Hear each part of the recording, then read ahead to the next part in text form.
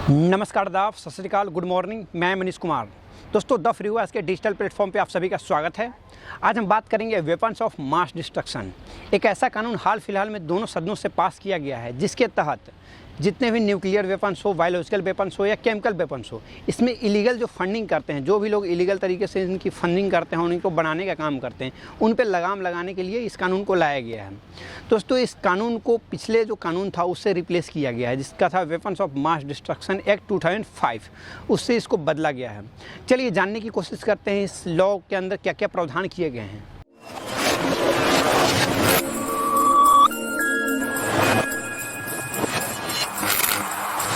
दोस्तों, सबसे पहले यह जो लॉ लाया गया है आज के समय में, वेपन्स ऑफ मास डिस्ट्रक्शन का मतलब होता है कि एक ऐसा न्यूक्लियर बॉम्ब या रासायनिक हथियार या बायोलॉजिकल जैविक हथियार या परमाणु हथियार, तो इन तीनों हथियारों से संबंधित अगर कोई भी व्यक्ति किसी इलीगल तरीके से, सरकार के आदेश के बगैर अगर कोई इलीगल तरीके से इसकी फंडिंग करता है, इसको बनाने की कोशिश करता है और जिससे स्टेट को हानि हो, किसी देश को उससे हानि हो, सरकार के विरोध में काम कर रहा है, तो उस पर फंडिंग लगाई जाएगी, उस पर बैन लगाई जाएगी सरकार के द्वारा। आपके मन में एक सवाल उठ रहा होगा कि आज ही के समय में इस कानून को क्यों लाया गया है।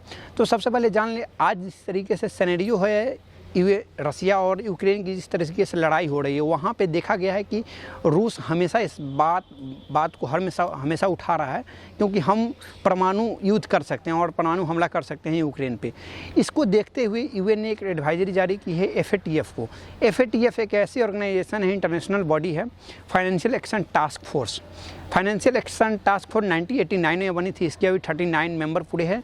फाइनेंशियल एक्शन टास्क फोर्स ऐसा काम करती है जिसमें टेररिज्म फंडिंग हो गई या मनी लॉन्ड्रिंग हो गई, इसको रोकने का काम करती है। तो उसको एक आदेश दिया गया है यूएन की तरफ से कि आप जितने भी FATF के मेंबर हैं उन सभी को आदेश दे या गाइडलाइन जारी करे कि जो भी वेपन्स ऑफ मास डिस्ट्रक्शन, ऐसे बायोलॉजिकल वेपन्स हो, केमिकल वेपन्स हो या न्यूक्लियर वेपन्स हो, इनसे जुड़े और कोई व्यक्ति इलीगल तरीके से फंडिंग करता है, आधिकारिक तरीके से फंडिंग करता है उसकी, जो कि गलत उपयोग हो सकता है, टेररिज्म में फंडिंग हो सकता है जैसे, तो उस पर रोक लगाया जाए, उनके जो संपत्ति है उनको जब्त किया जाए। और ऐसा कानून हर देश में पास करने के आप आदेश थे। इसके बाद FATF के जितने कंट्रीज हैं उनको यह एडवाइस जारी की गई FATF के द्वारा, फाइनेंशियल एक्शन टास्क फोर्स के द्वारा।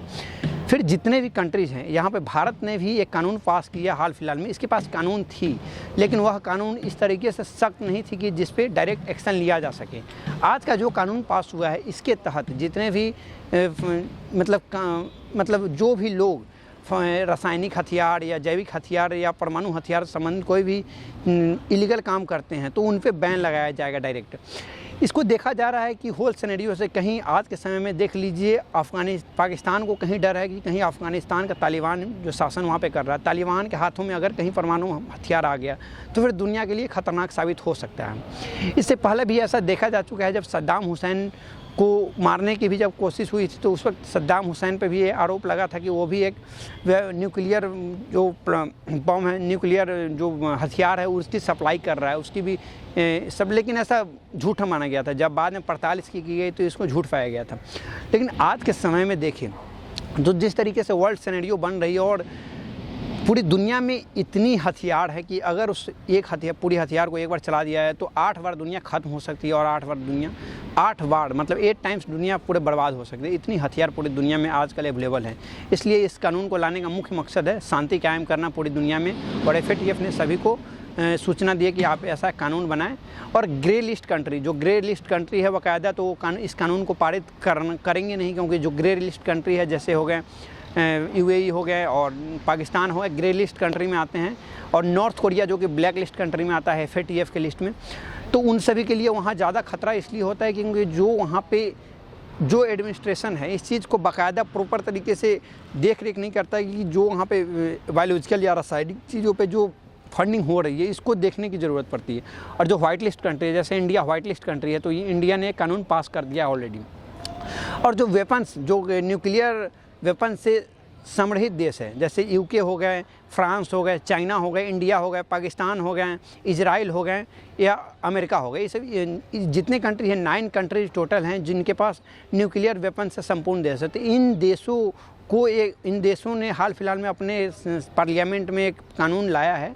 हाल फिलहाल में इसकी शुरुआत हो गई है FATF की गाइडलाइंस के बाद कि जितने भी देश है वह एक ऐसा कानून पास करेंगे जिसके तहत जो भी मतलब न्यूक्लियर वेपन्स या बायोलॉजिकल वेपन्स या केमिकल वेपन्स से संबंधित कोई भी इलीगल फंडिंग करता है तो उस पर बैन लगाने की कोशिश की जाएगी और उनको डायरेक्ट उनकी एसेट्स हो उनको जेल में डायरेक्ट डाल दिया जाए, उन पर सख्त कार्रवाई होगी, बिना किसी वारंट बिना किसी कुछ के ऐसे उन पर डायरेक्ट एक्शन ली जाएगी। तो यह जो कानून आया है इसका मुख्य मकसद है शांति को कायम रखना और जितने भी रासायनिक हथियार या जैविक हथियार या परमाणु हथियार बन रहे हैं इलीगल तरीके से उसको रोकने का मकसद इस कानून के तहत लाया गया।